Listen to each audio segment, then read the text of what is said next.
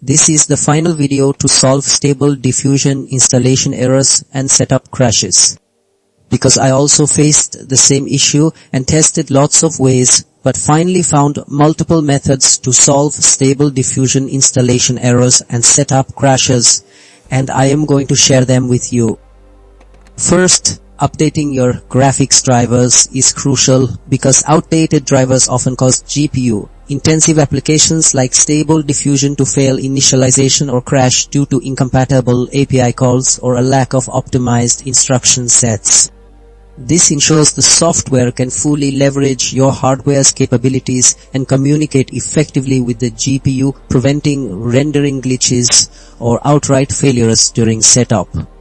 Next, verifying your Python environment and dependencies addresses issues arising from mismatched Python versions, missing libraries such as PyTorch or transformers, or corrupted virtual environments, which are common culprits for immediate setup crashes.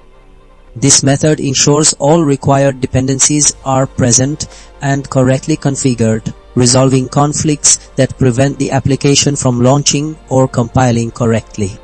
Third, clearing the cache and performing a clean reinstall is vital because corrupted download files, incomplete previous installations, or residual configuration data can create persistent errors.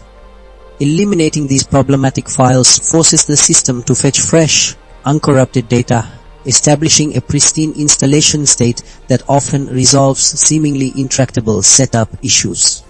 Finally, checking system resources and virtual memory is essential as Stable Diffusion is highly resource-intensive, particularly with VRAM and system RAM. Insufficient memory or improperly configured virtual memory can lead to out-of-memory errors during model loading or generation, causing critical crashes. Optimizing these resources ensures the system can allocate enough memory for the complex computations, preventing resource exhaustion and subsequent application failures, getting you back to creating stunning AI art swiftly.